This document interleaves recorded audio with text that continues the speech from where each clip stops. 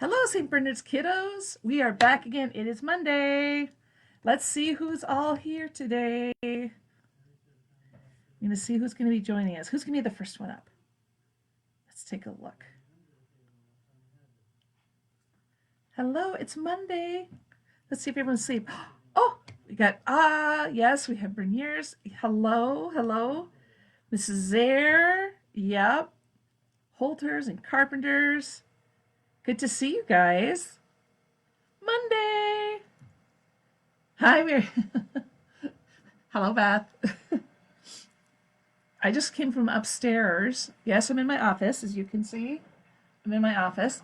And I just came up from Mrs. DeMar's room. I was trying to help her with some video stuff. Bella says hi. Is Harley there too? Let's take a look here. Oh, hello, Axel.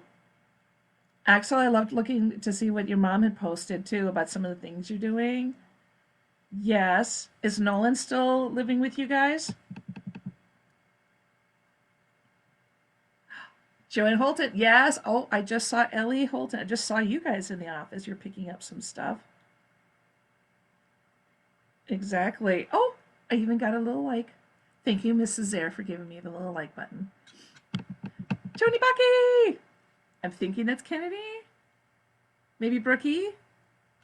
Hello, I see that. I'm guessing that's Ellie. Yes. Oh, hi from Kennedy. Excellent, excellent. Today I'm wearing my, I don't know if you can see the back.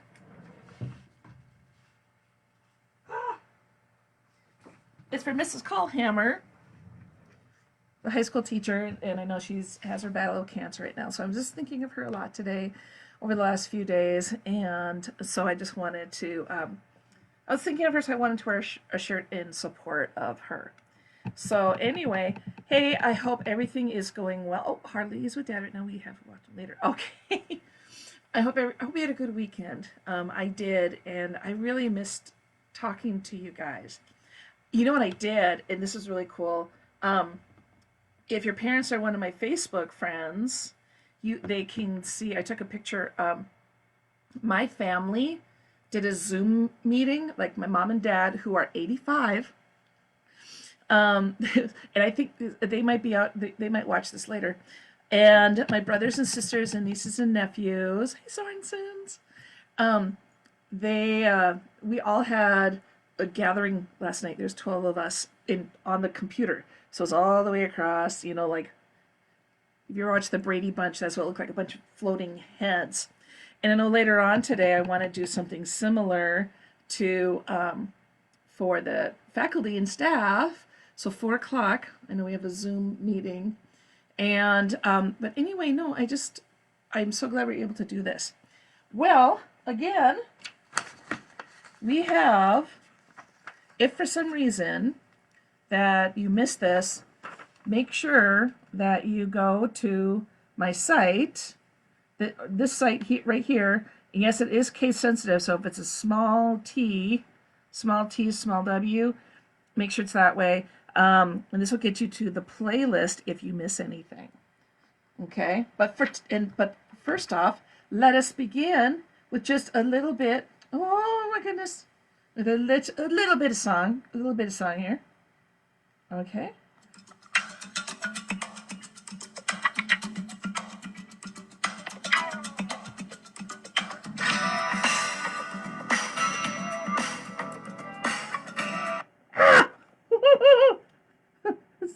This is what happens when your finger hits it. Okay. Okay. Sorry.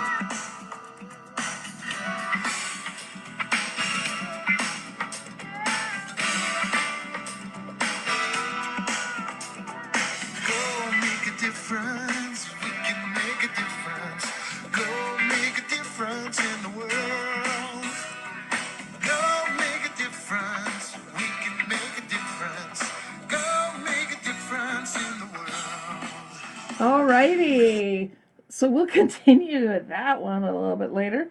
I'm going to see if I'm still learning how to do this, guys. So thank you for being patient with me. Our joke of the day.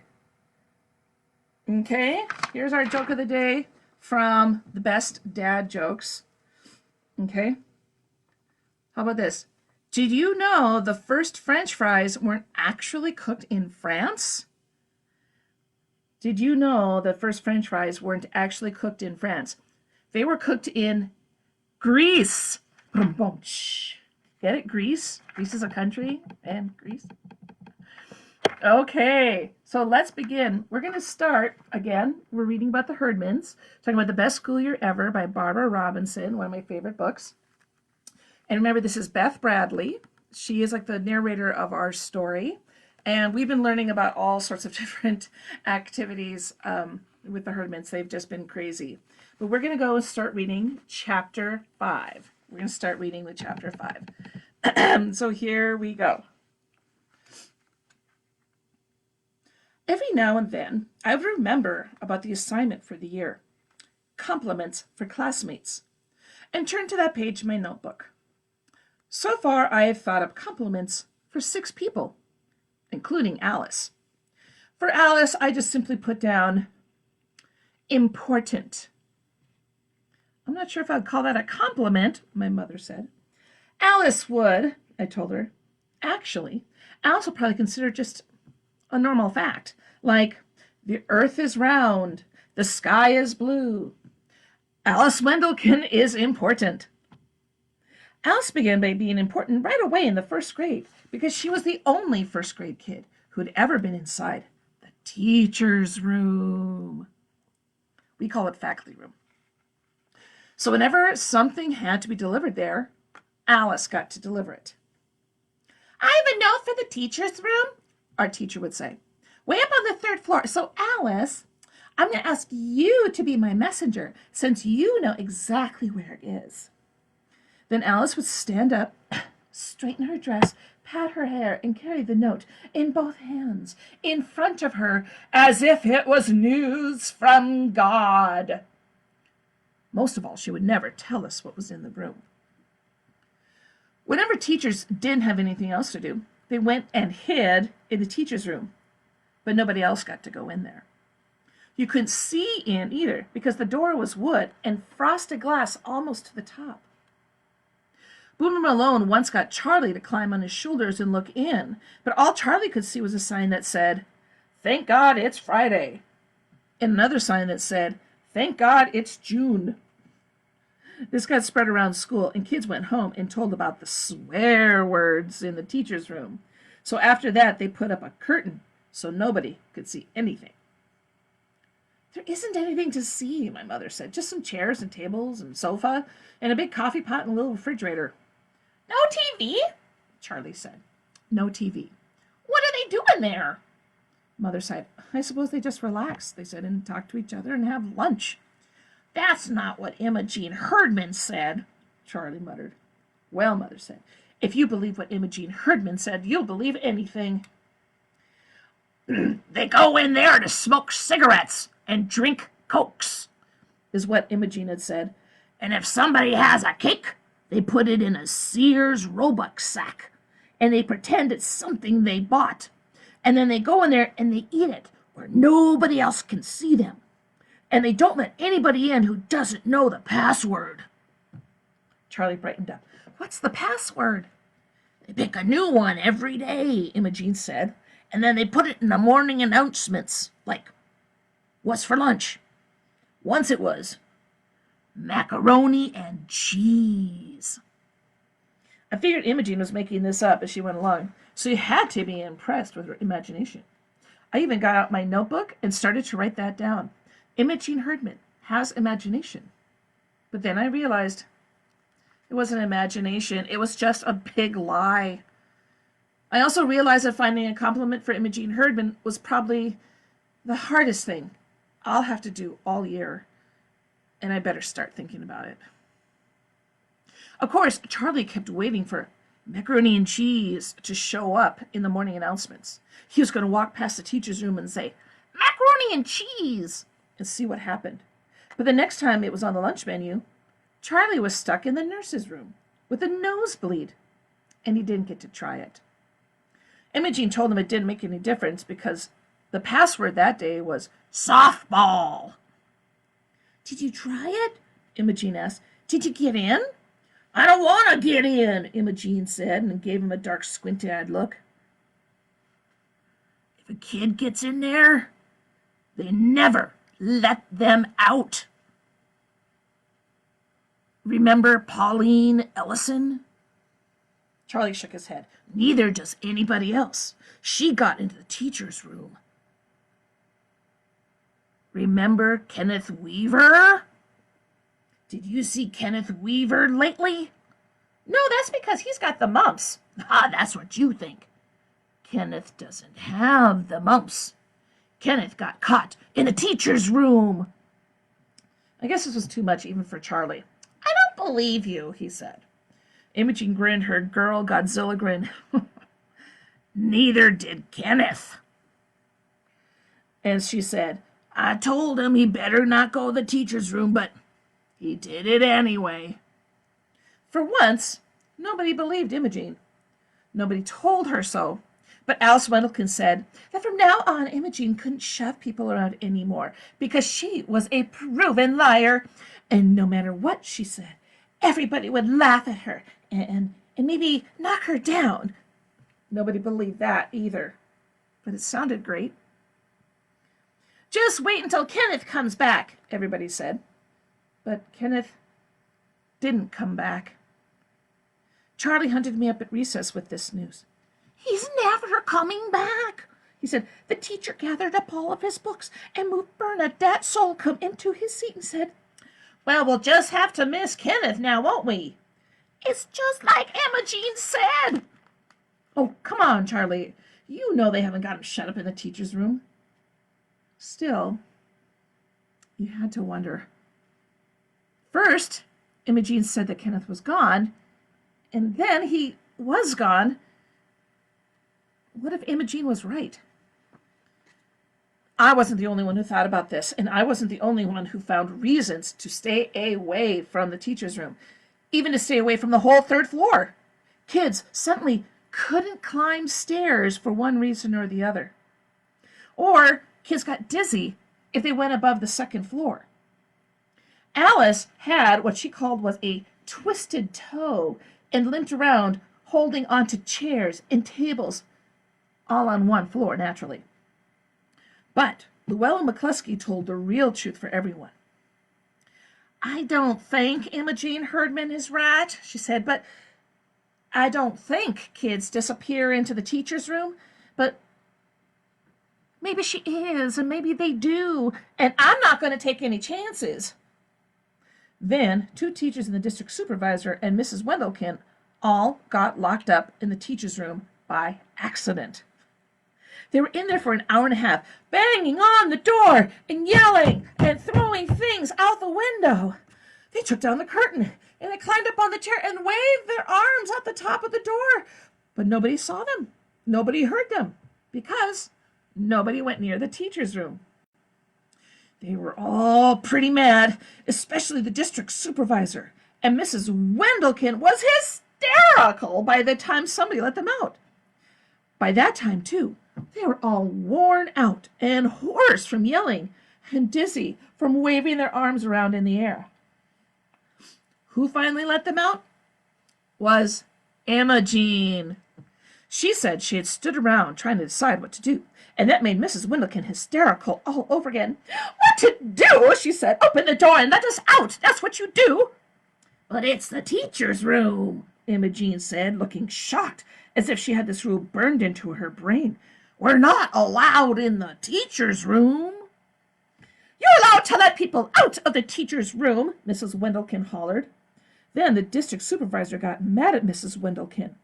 This child has saved the day, she said. We ought to thank her. And let me tell you, there are plenty of schools in this district where students spend every waking minute trying to break into the teacher's room or sneak into the teacher's room. You wouldn't believe the wild tales I've heard. Now, here's a student who seems to understand that teachers need a little privacy.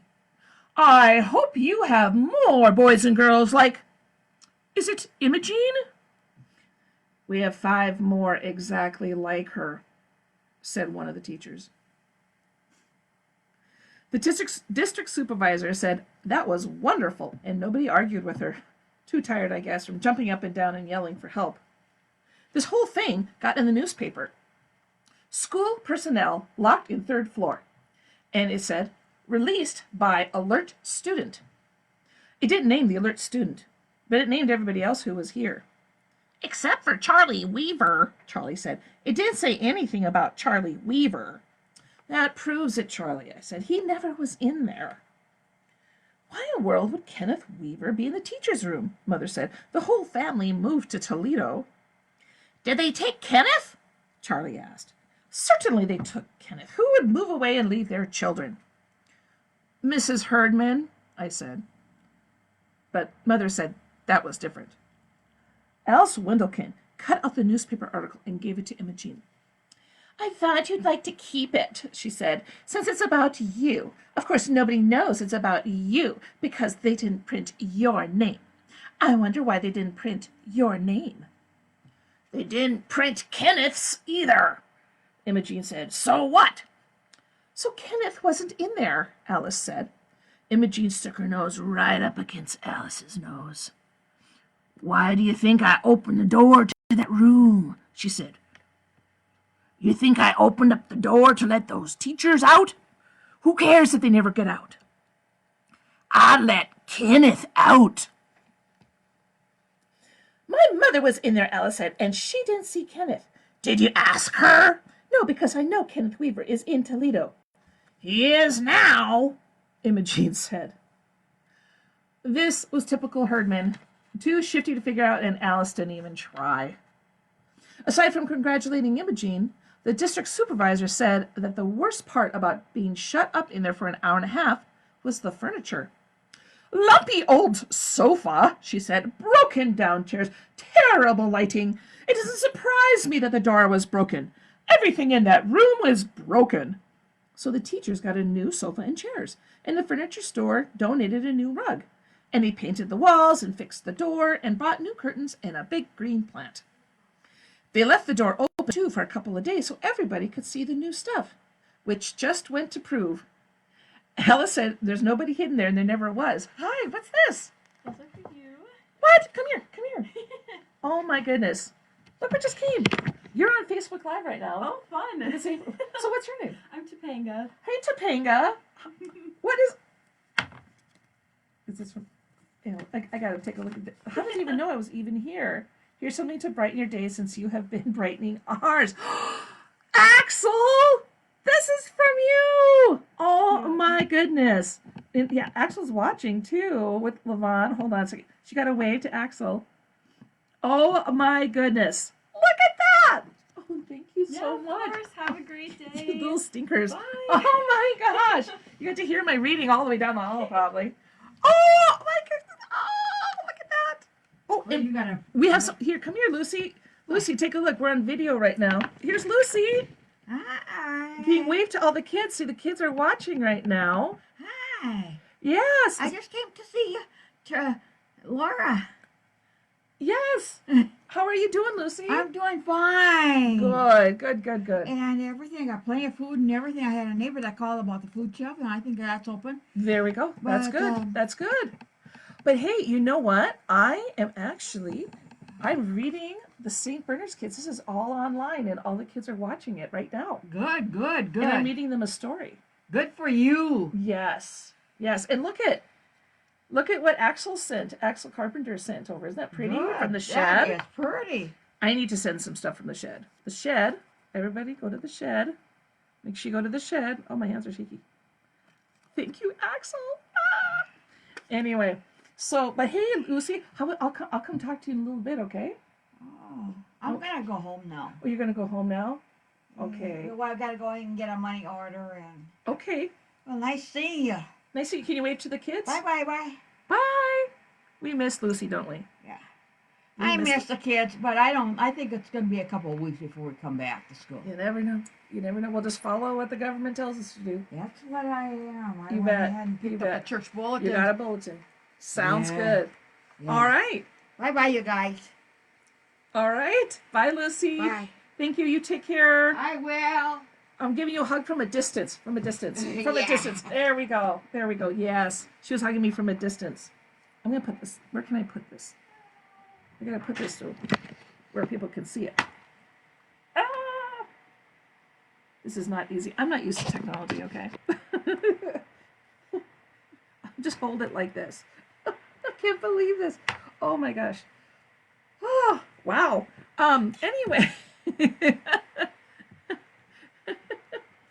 Oh, shoot, Sarah. I should have said that. You know Topanga. Okay. Hi, Erin.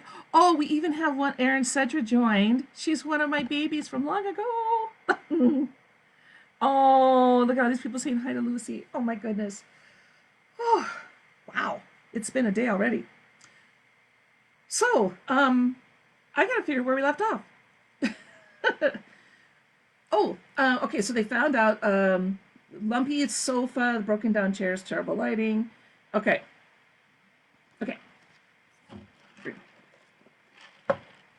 They left the door open, too, for a couple of days so everybody could see the new stuff, which just went to prove, Alice said, there's nobody hidden in there, and there never was. Imogene shrugged. Suit yourself. Charlie was feeling brave, too. Where would they be? He said. There's no place for them. Sure there is, Imogene pointed out. How about that? It's the plant that ate Chicago. The plant, Mother said in the evening. Well, I would have chosen some sort of normal kind of plant like a fern, but I guess they wanted something scientific for the teacher's room. That plant is a Venus flytrap. It eats flies, swallows them right up. Charlie looked at me, his eyes wide. I knew what he was thinking. That maybe you could say the password by accident, disappear into the teacher's room, and never be seen again because of death by plant. It eats flies, Charlie, I said. Nothing but flies. And after all, it's just a plant, Mother says. It doesn't know flies from hamburger, so I guess it eats anything it can get a hold of. Once Charlie spread that word around, you would normally have kids lining up to feed stuff to the plant. Pizza, potato chips, M&M cookies. And they'd probably have to keep the door locked or put up a big sign that said, private, keep out, teachers only. But none of this happened because nobody would go near the teacher's room, not even to watch a plant eat lunch. When the district supervisor came back to see the new furniture, she mentioned this and said the teachers could think, that thoughtful girl, what was her name? Imogene, for all of this peace and privacy. I guess she was right in a way, but I didn't see any teachers rushing to thank Imogene. And never mind how much I needed to find a compliment for her, I certainly couldn't write down, Imogene Herdman is thoughtful, no matter what the district supervisor said. And with that, we're done with chapter 5. Axel, I'm going to use this little card as my bookmark. Alrighty. I cannot believe this. This is crazy. And they smell amazing. Oh my goodness. I can't believe you did that. Thank you, Levon. Thank you, Axel. Anyway, let's see who has come and joined us today. We got some more comments. Oh, Axel said, thanks for reading to us. And got the clap sign. Mask sign. Oh my gosh. Oh, I see Jana Anderson joined. Okay, so you'd say hello to all of my O's there. Olivia and all those guys. And Jana, I hope you're feeling good. You must be getting pretty close to having the baby. Again, please remember, if for some reason you miss one of these, you can go to this. Also, this book is zipping along. We are going to be on chapter 6. We're over halfway done. There are only a total of 8 chapters and 9 chapters. So we have 6, 7, 8, 9. So by the end of this week, we're going to need a new book. And when this book gets done, I'm just going to start with a new book. How about that? I'll just start with a new book. So I would love to hear any recommendations. I would love it to be a book that maybe you haven't read. And I would love to be able to hear that.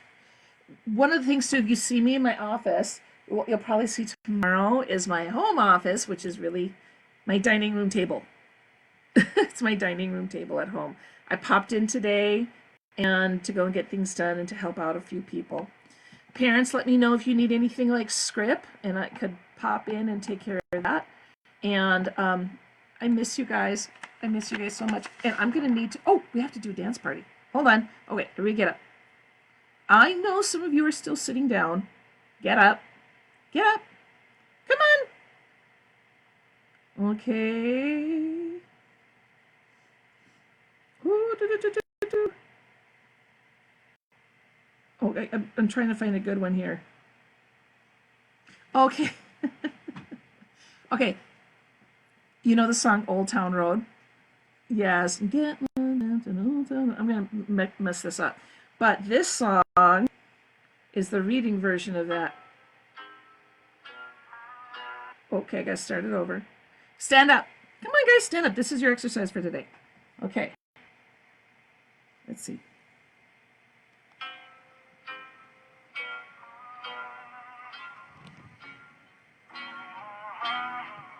Old Town Reading Road. Yeah, I'm gonna take my books to the old town road. I'm gonna read till I can't no more. I'm gonna take my books to the old town road. I'm gonna read till I can't no more. I got the books all in the back. It's a brand new batch. In my backpack, got the pencil pouch to match. Reading on the bus stop, ready to discuss. Been to the library, I'm a reader you can trust. Now, books can teach you anything. Can teach you anything. Books can teach you anything. Can teach you anything. Let's dance. Reading is a habit, we all need to have it. Fiction or not fiction, see a book and grab it. Books are like a movie, happy, sad, or moody. Mysteries are spooky, comedies are goofy. Books can teach you anything.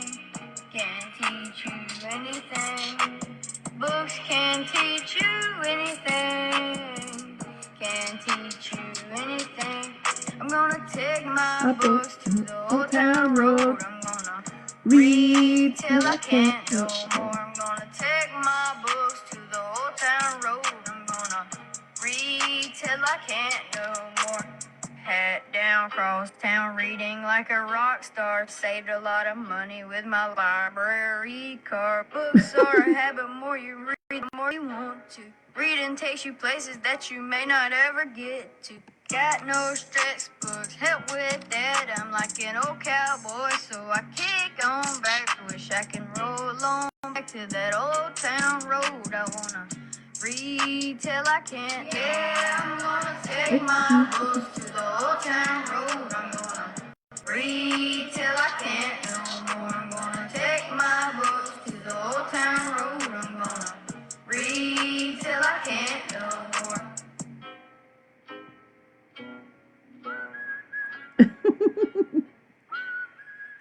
Isn't that clever?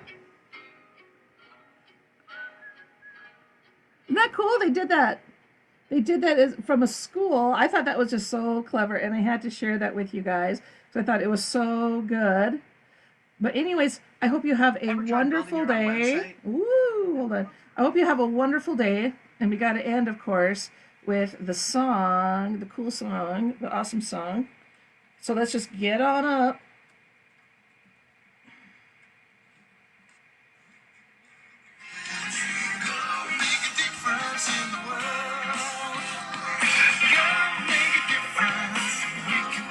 Difference. Go make a difference in the world.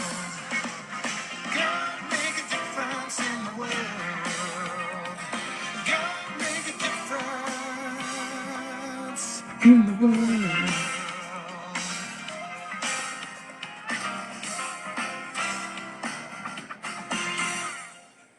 Have a great day. Love you guys.